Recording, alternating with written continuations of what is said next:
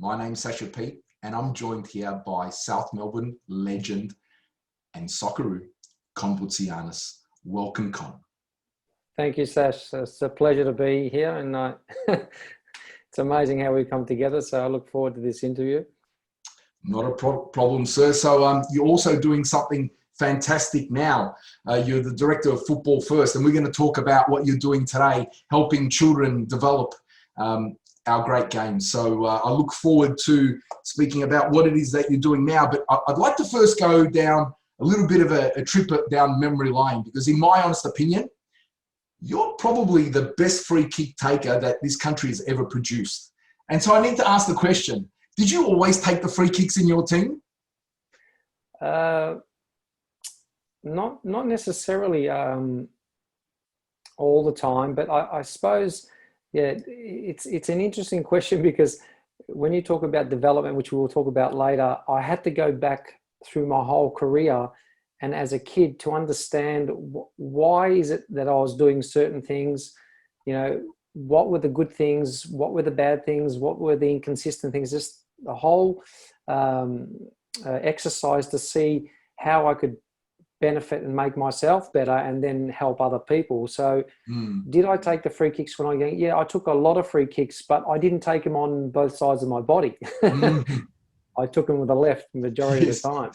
So that's for a later conversation. But I look, as a junior player, yeah, I scored a lot of goals from free kicks. I was scoring goals directly from the corner as a kid. So nothing really changed, I think. Yes, and like I remember some fantastic goals that you scored for both South Melbourne and for the Socceroos from the corner. So that was something that you were doing your whole life, just pinning them in from the corner, just taking the corner flag and bang, it's in. Well, look, some people, we all perceive things differently, and my aim when I was taking a corner was to go directly for the goal. And not because I was being selfish, it's because it applies so much pressure on the defense and the goalkeeper. If the ball's going towards the goal, they have to do something to stop it. If it's sort of going into an area that's not dangerous, then they're not as worried. So that came down the track when I, obviously one of my mentors, his name is Rocco Ely, he actually was coaching me when I was 16. I played state league in Melbourne for Caulfield City. And when I was transitioning from a young player into a senior player, I was fairly weak, and he did a lot of strengthening exercises with me, and we used to go practice down in Brighton at Dendy Park, and we used to spend one whole hour just on taking corners. Wow. And you know, we don't realize that I ended up scoring three corners in my career. And I don't know, I haven't done the research, but I think it would be less than 10 people in the world who's ever, you know, maybe scored 2, let alone 3. I think Maradona's scored a few. There are players who have scored directly from the corner. But yeah, as I said, it took me one whole hour to practice these exercises, and it was physically demanding. It doesn't look like it, but to hit with power and spin and to get it in on the goal is not so easy. I remember a number of keepers talking about being in goal and facing your free kicks when you take them around the box, and you didn't always go for power. So some players, they go on the ball and they hit the ball with a lot of power. You like to go up to the ball and hit it with a little bit of finesse, and whether it could top spin over the wall or around the wall, the keeper didn't know whether it was going to come from, go to the right post or the left post. So these are all things that you spent how much time in a day practicing? Well, let's go back to the childhood. The childhood was based around playing sport the majority of the time. My education was good, but my focus was on sport, and that's how I educated myself. And sometimes, you know, that's not a good thing because we want to balance our lives out, but you know, that's where my passion lied. When I did take free kicks, as I explained to you about my coach, Rocco, who's still alive now, he's nearly 80 years old. He's an incredible man. And we practice various free kicks from different positions. Okay. So we can move into the science of it. We can move into the biomechanics of it, which we'll talk a bit later, but it's very intricate. Taking a free kick is like, there's many different ways of skinning a cat. So we can't hit the same free kick. And a lot of the free kick takers just go for power. And power, as they say, is nothing without control. That's quote Pirelli tyres. If you can't control the power, then there's no point. You're not going to be as successful. And what you want to be is consistent in life, no matter what you're doing. And I created a consistency that was parallel to no one. I scored a lot of free kicks, but I also scored a lot of goals, but my assists were very high as well. And accuracy plays a key component in any sport. So with the free kicks, I could be in the same position, say it's dead in the middle, just outside the box, but I could hit various techniques and deceive the goalkeeper.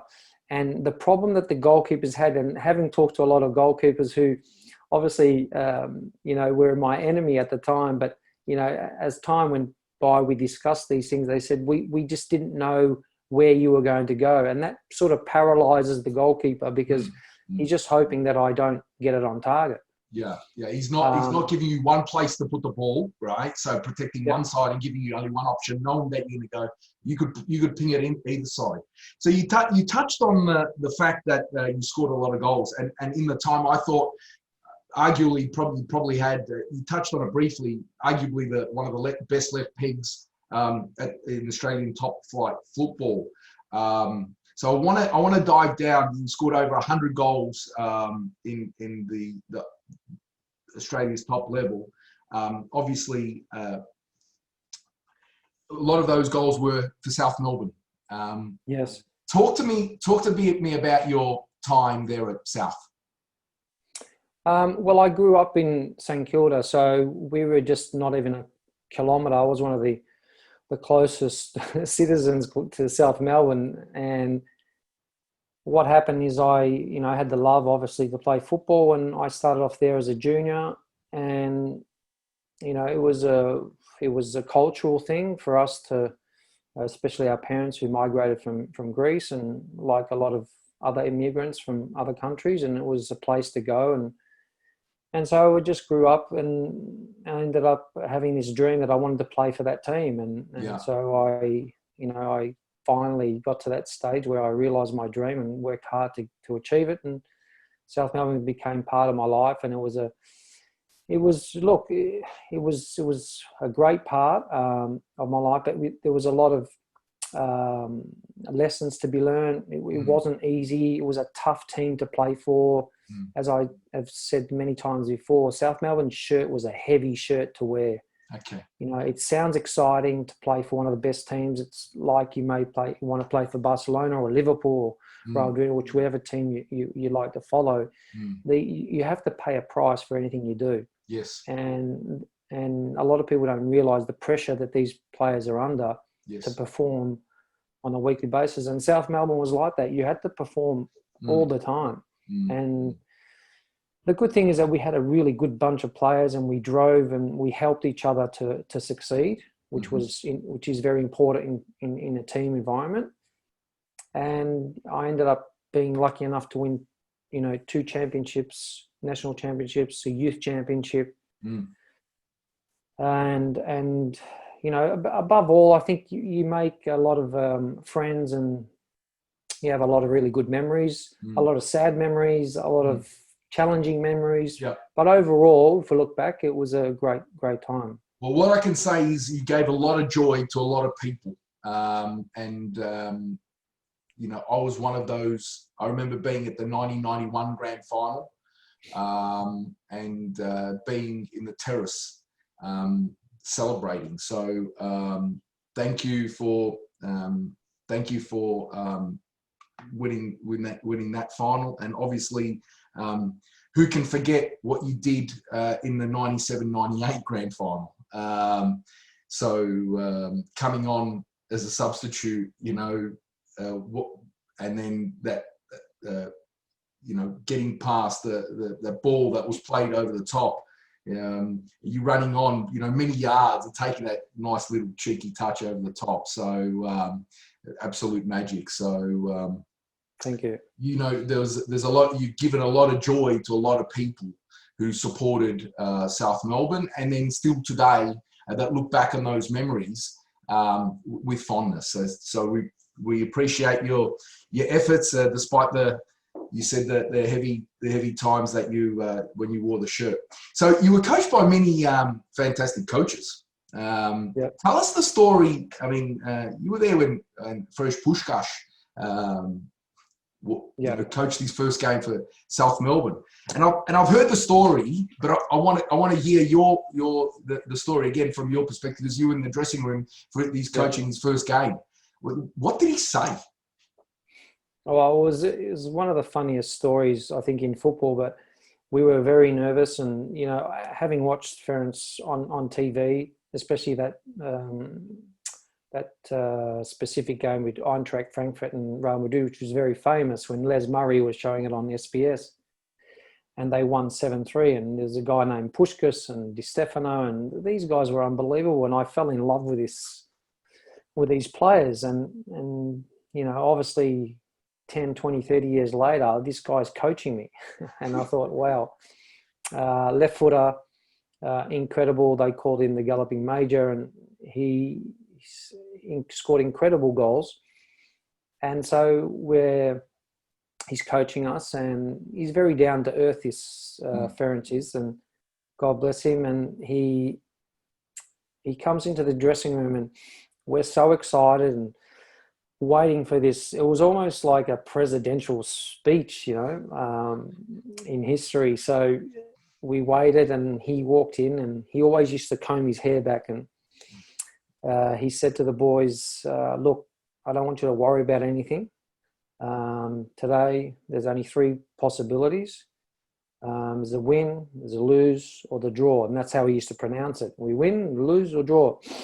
He goes, don't worry about it. And he walked out. And, we all looked at each other saying, is that it? And that was it. But, we ended up winning the championship in 1991. So... Okay, so I've heard that story before. But what did you guys say to each other? Like, what the hell's going on? What are we going to do? Who's playing where? What's happening? We thought this is a joke. We thought, is he for real? Like, we were expecting something more intricate, more technical. But no, that was it. And, we had these revolving doors, sort of like Fonzie, the old years where he used to walk out. He walked out of the door, and they were flapping, and we just looked at each other, and that was it, really. So, look, so the boys just went out. So did you know the starting 11 at least? Yes, no, we knew that. Okay. But you know what? In the essence, I think we laughed at it, and we thought there'd be more. Yeah. But if you look back, if I look back and I start to think about what he actually did, he really put us in a calm state. Yeah. Where there was not too much nerves. Thought, okay, well, he's just saying, who cares? Don't play. You just go out and do your best and play. Yeah. We can't. We don't have a magic wand. We don't know what's going to happen. But if you try your best, I think you're capable of winning. Yeah.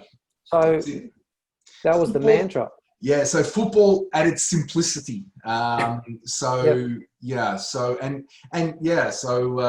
Beautiful. You had many fantastic friends and players alongside you. I've heard you fondly talk of Mickey Peterson, who also wore the Socceroo shirt with you, and in your time sort of took you elsewhere. To tell us a little bit about Mickey Peterson. Well, when I was growing up, I was probably around 13 or 14, and Mickey was already established. Actually, we went to the same high school. It was incredible, but he was finishing his last year, and I was starting my high school. And, at the age of, I think, 17, he was playing in the National League for Juventus, Brunswick Juventus, and I went and saw one of these games at Olympic Park. And he was just an incredible midfielder, just the technical skills. He was Dutch. He was tall. He was strong. He could kick with both feet. And the mind was, pure football.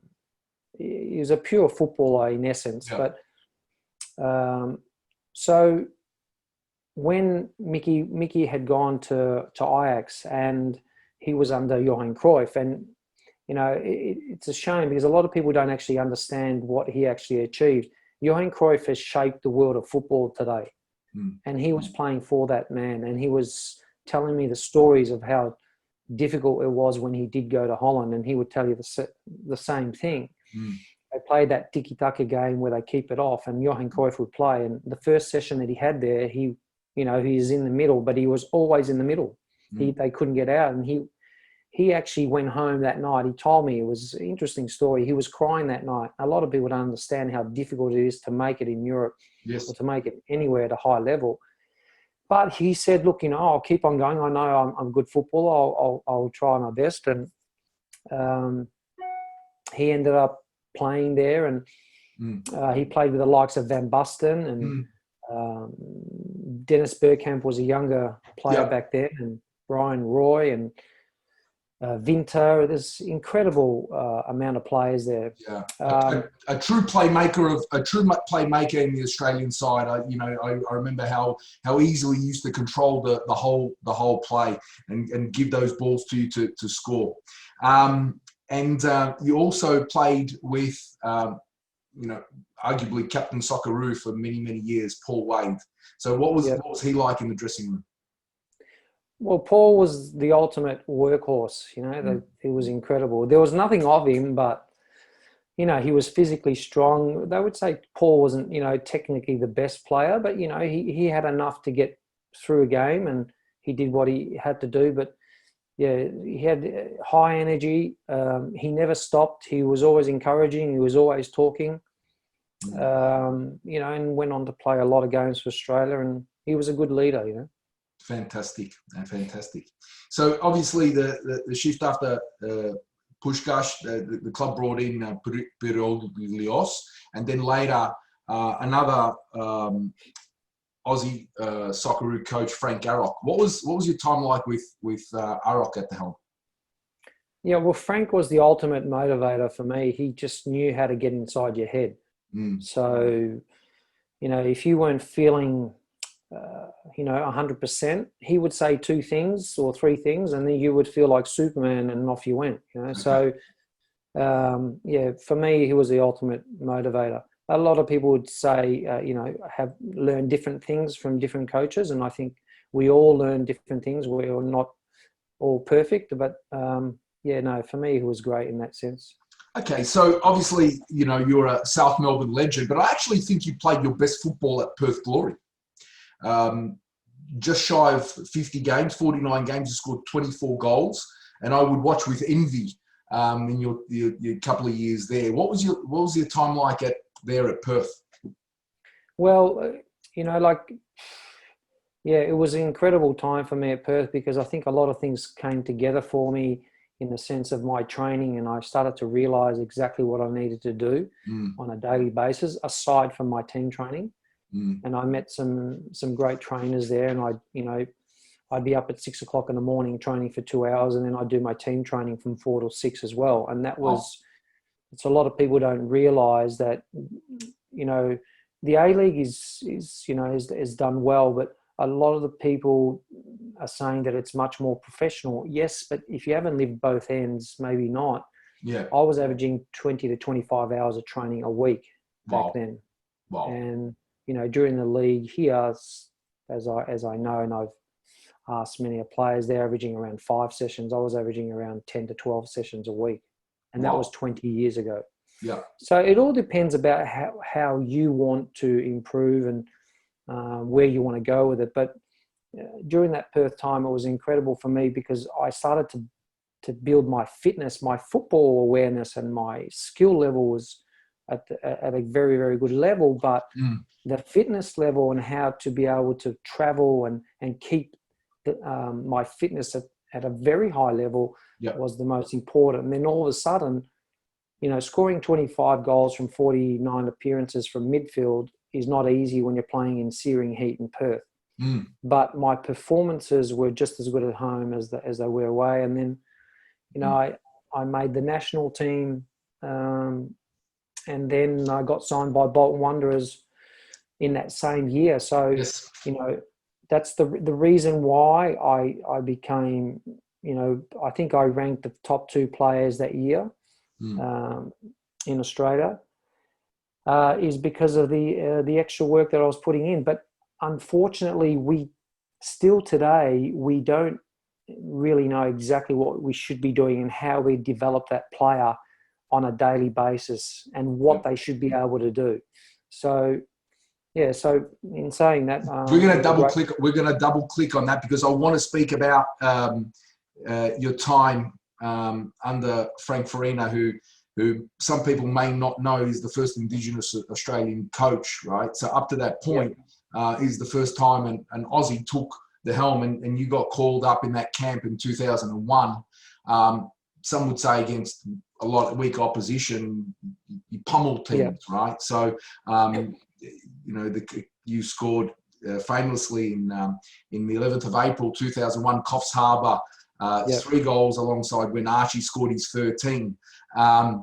What were you guys saying before you went out and say, listen, we're gonna score a goal every 3? What was the mentality on that night in April in 2001? Well, it wasn't, you know, I mean, I know it's a world record, but I don't really see it as that. I mean, I actually feel sorry for the kids. We didn't know how weak they were. Of course, we thought that, you know, that it wasn't a very difficult opposition, but we took it as another game, and then we have to win. And so we were serious about it, obviously, hence the score. But a lot of those kids didn't even have soccer boots. They just, you know, ended up getting soccer boots, American Samoa. And we went out there, and then we just started playing, and then we just kept on scoring and just kept on scoring. It was an interesting story because I was playing on the left side, and Frank told me to keep the width. And some of these kids didn't even actually, you know, unfortunately understand the tactics of playing the game. Like, I was literally on the line, and this guy who was marking me, he was literally right next to me. And as a defender, you don't do that. You don't go sit right on the line. You stay a bit further inside. Yeah. And I went and stood outside the ground. He come and stood outside the ground with me. It was quite... So, you know, I don't... even though it's a big score, I don't think we should take it that seriously against them, because I don't think it was even... it's a little bit unfair to yes, and that's interesting. You know, that's a humble way to approach the result, like in hindsight, because that one of those nights you scored one of those goals from the corner. You know, you're talking back. It was the first goal. Yeah, it was the first goal for the game. It was straight from the corner. Yeah. Okay, the keeper didn't really make a good effort at it, but you know, I mean, the Australian boys are good because they were professional. We had to do a job, you know. But they shouldn't be. What I'm trying to say, I'm very humble about it, is they shouldn't be laughed at it for it. I don't think it's a true reflection of a World Cup game, but that's how it was. So yeah, okay. And so at no point at halftime when you're in, obviously the result was done. You didn't say, "Listen, we're going to take the foot off the brake. We're just going to play, and as many goals go in, they go in." Was that the idea? Well, when you're playing for your national team, most of the players are professional. Some of them are playing overseas. You know, we're bred like that. You know, every week we've got to go out there with a professional mindset to do our best. Do a job. And do a job. You know, we could have taken the foot off the pedal. I would have liked to have taken the foot off the pedal, but we just kept playing, I suppose. Yeah. Okay. I understand. Now, we enjoyed the match too. Yes. You've got to remember, you don't play for your country every day. So we wanted to enjoy the moment too. Yes. No. And you know, anybody who's put on the green and gold, you know, this is the pinnacle. This is why kids, you know, juggle the ball. And I wanted to move on to the next segment because it sort of loops the story, your story, and why you're here. I've noticed from a distance how you're helping in the last 10 years young people improve their game, and what you've learnt, you know, throughout your journey and what you've developed. And now you being the director of Football First, I think you've got something fantastic to share with the football community. So maybe first you can talk about your philosophy of what it is that you're trying to do. Well, it's quite simple. I started coaching because being a technical player, and like going back to Mickey P and talking about Johan Cruyff and, you know, these players, the culture in Australia was, you know, was aggressive, and, you know, they were strong, and they'd say there weren't that many technical players, but we have had a great bunch of technical players over the years. But it hasn't been a philosophy like, say, your Barcelona and all the rest of it, where everyone was technically sound. So I started up the business, and I said, I'm just going to go and coach like 5 kids and improve their technical skills. But where it's gone from the last, you know, when that started 20 years ago or so now, to where it's gone now, I've learned a lot, and my main aim was to improve the technical side of the game. But as I started to dive into it and learning a lot about other areas of the game and the mental side, and the biomechanics, which is a very interesting subject, as I'm a specialist in biomechanics as well. But I also do work in the physical sense. So we teach them how to run correctly, because 99% of the time you're running in this game. Yes. So you should learn how to run correctly. And these things and these skills are not addressed. Yes. So my philosophy is quite simple. We have to understand what our weaknesses are. What are the most essential things or skills that we need to play the game? And then we have to develop those skills on both sides of the body. Yes. And then when you go and play the game, you can enjoy the game. Yes. So that's basically what I see at the moment. But it's more intricate. But yes, you know, we have to. I could sit here for the next 3 days and we won't get past. Yes. So I notice a lot of the kids that are participating in your programs, they're uploading the particular challenges of the week, and these things are developed both physically and technically on both sides of their body. You know, and we said earlier in our conversation, you had arguably in the time one of the best left pegs in the league. How much better was your left side, would you say, than your right side when you were at the top of your game? Obviously, if I'd say my left was a 10 out of 10, that's fantastic, 9 or 10 out of 10, and my right foot was serviceable. Okay. But the problem is that we don't develop the technical aspect and the mechanical aspect. See, when players, it doesn't matter if I'm teaching a young kid, a teenager, or a professional player, most of the problems arise from are mechanical, Yeah. And if we don't most coaches may not understand that because they don't see it. If the mechanical bit is not right, then the technical bit that integrates with it can't be right 100% either. Yes. And that's why players make mistakes, but they can't see that, because it's like, say, Tiger Woods, he's swinging his golf club. He's still got a swing coach. The top players have still got coaches watching them, because players can't see themselves doing things. Yes. And they have to be corrected, and they have to do certain exercises so they can improve their technical skills. So yeah, it is fairly intricate, but it's something that I enjoy doing. And a lot of the kids that I train, they're pretty much flexible on both sides of their body. And if you're not, that means that you lose 100% opportunities. So if you've got 100% chance that you're going to be kicking the ball with your left foot, and it's pretty good. If you're not kicking with a right foot, you got to understand that you're losing the probability of scoring or making a good pass, or the time to make the pass. Yes. 100 more than 100% more on the other side. Yes, and you see that all the time. Regardless of what level of football you're playing at, a player will favour one side, their dominant side, and because it's their weapon, they'll continue to favour that side. So you're trying to unstitch that a little bit and get more balance into their play. Is that the idea? Yes, that's true, Sasha. The problem is it's a neural pattern. Okay. And what I didn't understand, studying about the brain for many years as well, when you see players come onto their favoured side, the neural pattern drives you to do it because that's what you used to do. It's habitual. It's like someone who smokes. They don't even notice they're smoking. I mean, why do smokers smoke anyway? Because they just want to breathe. You might as well not smoke and breathe. You know what I mean? Yes. So when you've got this neural pattern driving you, get him onto his left foot. So the defender might say, get him onto his left foot. Of course, because the balance is on your right foot. And then when you go to that side, they predict that. And then if you don't have speed, maybe, I mean, Lionel Messi's left-footed, but he can get past you any which way he wants. Yes. But Lionel Messi doesn't necessarily score a lot more goals with his right foot because he hasn't developed that side of his body as much. But it's the brain, because the right cortex controls the left side of your body, and the left cortex controls the right side of your body. So I'm just keeping it very simple now, right? Yep. When we run with the opposite arm and opposite leg. We can't have the right leg and the right arm going at the same time. It looks uncoordinated.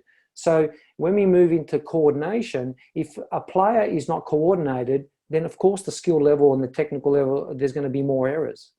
And what I've developed is a system, a world-class system that develops both sides of the body equally. Yep. And when you watch my videos, you see the kids training or any player, and you think to yourself, how can they be so, or which foot is he, or which foot is she? I mean, a lot of people don't even realize, and not that I promote it, but it's important that I promote this so you understand. I mean, I've coached Ballon d'Or winners. Yes. I've coached the best women's female player in the world twice. Yes. I've taught her how to kick the ball properly. So people who are trying to second guess whether what I'm doing, no, I'm making sure that when you're playing this game, you get better results. And to get better results, your technical and mechanical aspect of the game has to be perfect. Because as we want to get consistent results. But playing more games doesn't give you consistent results. And that's what this drive is about. It's everyone's being driven, the kids and the coaches. We're lacking international games. No, what you're lacking is the correct type of training. And that's why we suffer as a nation. The best players in the world are the ones who do more work on their own than do in team training. That's the reality in any field. Yes, yes. And probably the same is true about homework, study, and education. It's about, not just what you do in the classroom, but what are you doing outside of the classroom. So yes, I understand. And it sort of ties into that idea about, practice is important, but perfect practice is probably more important. The quality of the session improves the efficiency of the session, and then the improvement of what the person's going to participate in. Is that the thinking? Yes, because a lot of people talk about the 10,000 hour rule, which is Malcolm Gladwell's book, right? And they say that if you practice 10,000 hours of something, you should become a master at it or excellent at it. It's not necessarily true, because what they didn't tell you is 10,000 hours of what. So we have a lot of players who say, like, I might talk to a player or interview them on the internet, because we do mentoring sessions as well. And I said, okay, so what training did you do today? And I said, we went out for a kick. I said, well, what did you do? I just had some shots on goal. Yeah, but what type of shots? Did you do left foot? Did you do right foot? Was the ball bouncing? Was it on the volley? There's numerous aspects that you can develop. And just doing 10,000 hours of something doesn't necessarily mean you're going to be doing it correctly. So that's why you need the teacher. It's like when I tell all the students, or any student or any professional, Karate Kid, Mr. Miyagi is one of the best movies that you can actually sit your kid to watch, because it's about repetition and getting the right repetition, and you're developing the strength through the repetition, not through pushing weights, right?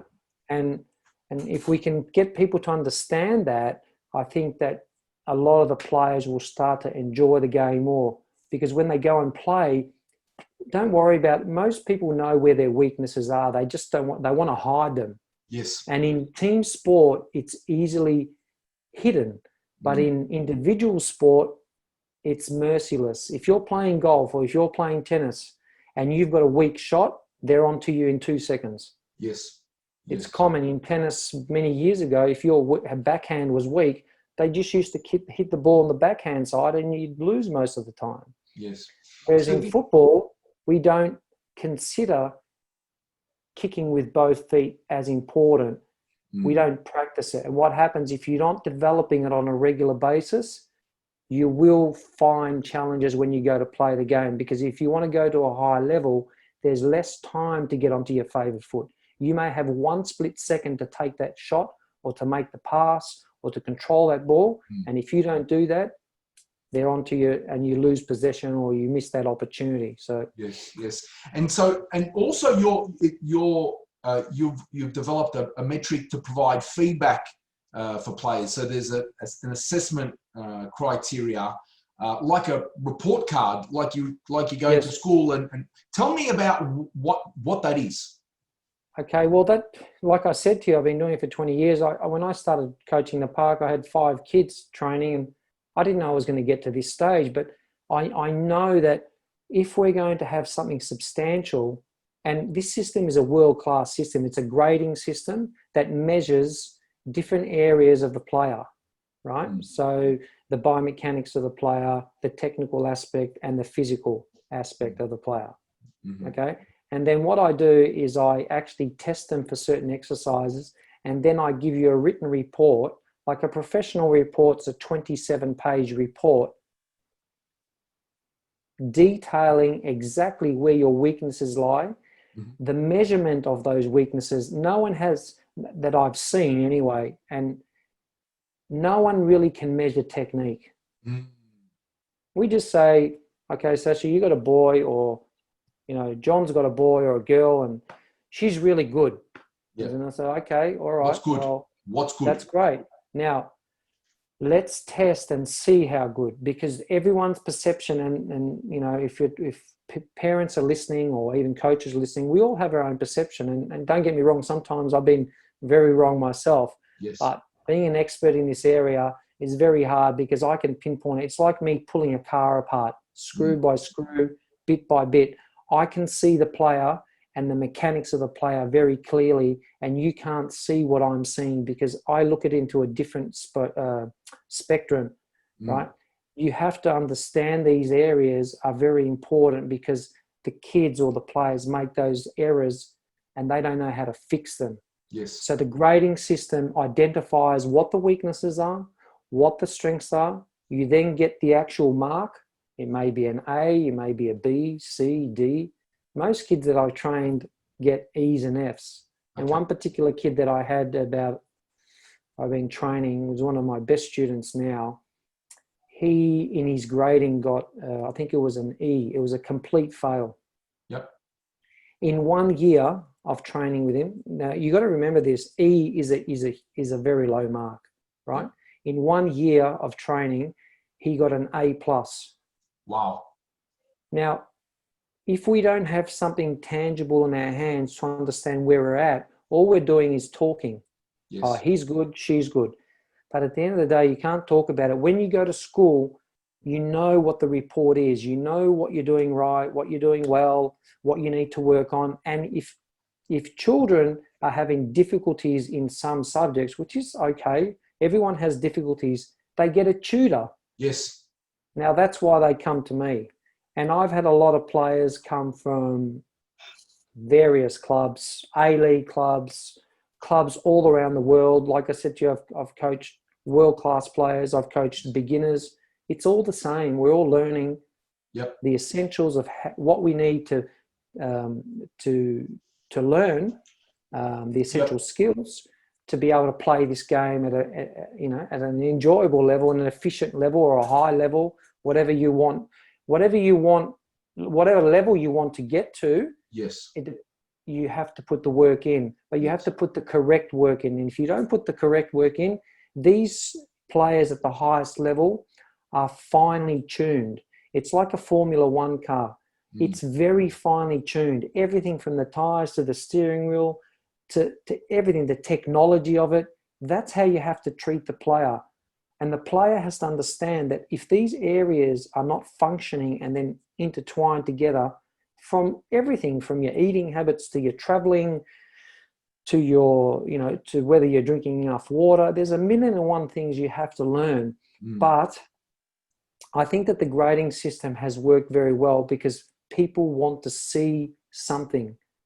They want to see where they've done well and how they've improved over the last 1 or 2 months. And when you see my students before and after, the proof's in the pudding. You can't deny that they're not doing great. Now, they may not go on to be the world's best footballer, but they've got a very good chance.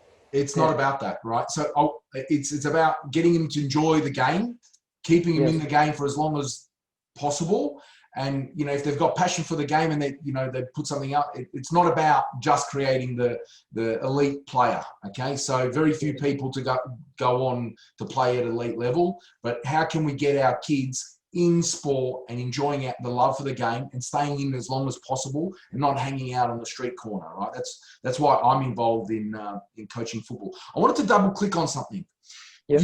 You said this student has gone from an E to an A, right? So obviously they've got the passion and drive to put in the work.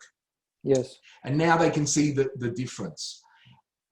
When that first assessment happened and they knew they were weak, but they got that E. How do you deliver that information?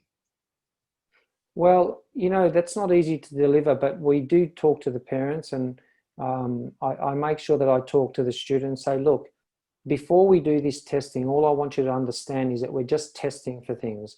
And whatever your level is, you have to accept it, and we have to be realistic. And are you prepared to be realistic about what I'm going to give you? And they say, okay. So we have a discussion just to comfort them and say, look, it doesn't matter what you get. I mean, life's not about, we got to tell these kids, especially during these times, it's not about being perfect. Because if we weren't going to work on things, there's no point living. Yes. No one's perfect. So what we have to do is identify where we're at. And then once they understand that, say, look, do you think the score's good? No, it's not good. I said, well, it doesn't matter whether it's you, because I've worked with an autistic kid, right? Completely, with all due respect, no idea and hopeless at this game, and was told by many people hopeless, autistic. So a lot of problems, right? That kid within 2 years was the top goal scorer in the NPL Junior League 2 times for his team. Wow. I'm talking about autism, right? And a lot of people just say, oh, she's not good enough or he's not good enough. No. I've taught players who are in that state. I've taught players, and when parents come to me and they say, my kid didn't get picked for the team, my kid's upset. It's not about football. It's about creating the character and giving the kids the belief that no matter what they do, whether it's football or whatever, that they can do everything as long as they know that they've got a good mentor to teach them. If you don't have that, you're behind the game. Yes. Right? You can't expect coaches who go and do part-time work, who do an incredible job. They've got families to feed. They do 9 to 5 and work somewhere else, and then they go and coach to give you this information. This has been part of my life work, and it will be until the day I die. Yes. Right? So the reason why I do this is because I want to make sure that anyone, doesn't matter what level, whatever, gets the right information and can get to any level. And I've proven it with this autistic kid, which is amazing. Yep. I've proven it with international players. Yes. I've proven it with players from Australia who've gone to World Cups. I've worked with the women's national team for Australia here and taught them how to kick. Yep. From Tamika Butt to, and all these players and the process is the same. Your process, regardless of who's in front of you, is exactly the same. Exactly the same, because it's the same for everyone. When you went to school, everyone learned the alphabet. No one got past going to school saying that I'm not going to learn the alphabet. I don't believe we have an alphabet in football. What is the alphabet in football? It's just your opinion versus someone else's opinion. But I tell you what, there's a lot of players in Australia, there's a lot of people in Australia who have got a lot of knowledge. Yes. Especially ex-players as well. Yes. And we got to get those ex-players involved more to teach the kids and to get involved with the clubs. You can't just read about something and say, I know about football now and I've done my coaching courses and I understand the game. Yes. You can't feel the essence of what it's like to be under pressure. It's like when I see some of these, players in AFL, they can't kick on both sides of the body. That's another talking discussion. They can't kick. And I've worked with AFL players and rugby players, teaching them how to kick. Kicking in AFL football and kicking in a rugby ball is actually easier than a soccer ball. A soccer ball is much harder. Because Much it's harder. a perfect shape and there's so much nuance in the ball. Yes, there's a lot of nuance, but there's a lot of various shots. In AFL, there's a drop punt, there's a snap. There's 2 or 3, say, different shots. Okay. Right. So I mean, yeah. that's why this conversation is very important, right? Because I think everybody has got becomes like a melting pot of influence to improve the game. And I agree wholeheartedly that we need to tap into everybody's expertise to pull the best out. If we're going to be the best, if we're going to win I believe that our women's team will win a World Cup. Yeah. Okay. So based on where we are today, maybe the next World Cup, maybe the one after, but we will win a Women's World Cup. I have no doubt. Can I just add a comment to that? Yes. If the Australian women's team is going to win a World Cup, I can guarantee you one thing. At the moment, right, they've got Samantha Kerr, who's a great ambassador and she's an incredible goal scorer. But Samantha Kerr does lack in certain areas, right? Now, I say that with all due respect. She's a champion and all the rest of it. My job is not to do that. My job is to enhance her skills. She could improve a hell of a lot on her left foot. Okay. Right? But I can guarantee you she doesn't know exactly what she should be doing, because coaches don't do that. Coaches look for results. Yes. So most clubs around the world, and as I post a lot of things you see on my social media, like PSG have spent $2 billion on how many $1 billion and they still can't win a Champions League. It doesn't necessarily mean that you're going to win. Yes. Right? We have to find solutions. Don't look at the money. If you're playing this game for the money, it's not going to work. You have to try and figure out what you're not good at, and you got to try and find someone to help you fix that problem. And to do it relentlessly until it becomes embedded inside your brain. And until it becomes embedded inside your brain, it's not going to work. So for Australia women's team to win a World Cup, it's going to be difficult. And the reason why I say that is because the Americans are a little bit far ahead. The French and the Germans are a little bit far ahead. Now, I've been discussing that for a numerous amount of years. If the women's game wants me to work for them, I'm happy to help them. I know that I can make the difference between them winning it and not winning it. Wow. And the difference between winning it and not winning it is the ability to pull the trigger at any which point, and all the players have to have that in their mindset to be able to score a goal. You can't just rely on Samantha Kerr. Yes. You can't just rely on Caitlin Ford. You can't rely on just 1 or 2 players to win you games all the time.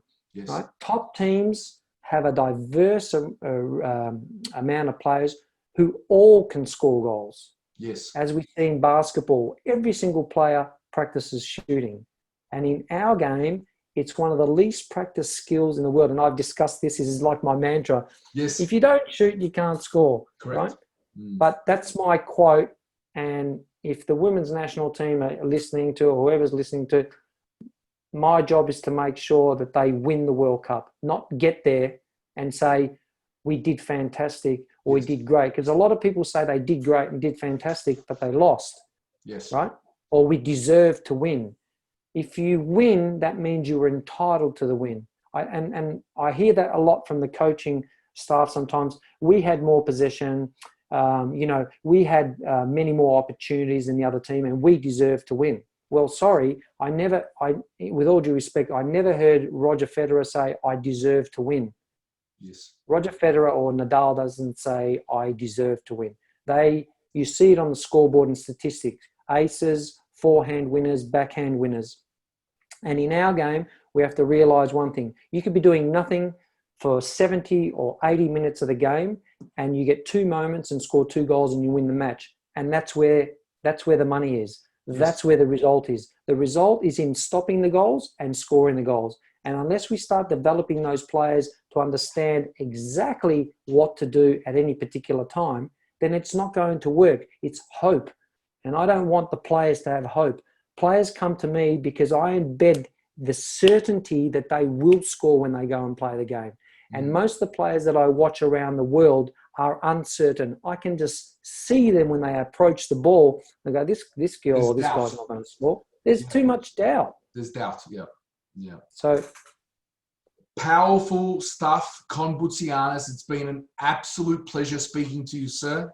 And thank you for what you've been doing with professional athletes and the little kids learning to learn and love to play our game.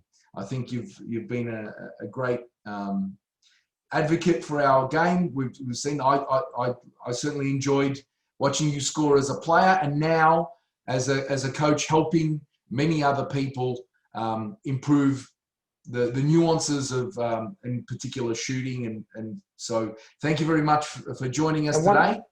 No worries. That's just one other thing. I just, something for your viewers as well.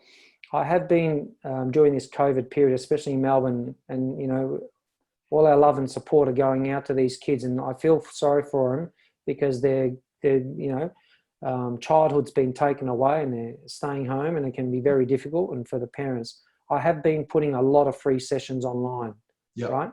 And a lot of people come to me and, you know, they say, you know, Con's a little bit on the more expensive side. Well, you know, the product has been developed over the last 20 years and you get what you pay for, and that's the reality of it. But let me tell you something. I've done more free sessions during this COVID period than I can tell than a lot of other people have done in this country. And what I will say is for the parents and the kids out there, that when I do post something and I say that I'm doing it for free, you're getting the best information that you can ever get. And I'm doing it with world-class players and you're getting it for free. And I don't see people joining in, then I get really disappointed. Yes. I get really disappointed because I know that some people are struggling, and I know it's not easy, but at the end of the day, when I do post and put a free session, I expect you guys to get on and get the information. And if you're really serious about improving, doesn't matter what level, get onto my website. You know, it's footballfirst.com.au, my Instagram page, my Facebook page, and join the group. And it doesn't matter what, even if you're a coach, come on and take some of the ideas, share the ideas. It's not a big deal, but you know, we as a community, we have to stick together and not divide ourselves, right? It's very important, no matter what background you are, no matter what race you are, I don't really care, right? We're all one, and we want the same thing for our parents, for our kids, for our grandkids, or for whatever it is. We all want the same things. So I think it's important that, and when I do offer those free sessions, I'd really love to see some new faces. And again, if you're interested in developing at a very high level, my details on the website, footballfirst.com.au. I'd love to hear from you. And I really appreciate what you're doing, Sash. I think it's important. And I know you've got a couple of kids too that play soccer, that we all integrate together and make it better, you know, for the future at least. Look, I think what you're doing with these free sessions are fantastic. Thank you so much, right? It's been an absolute pleasure.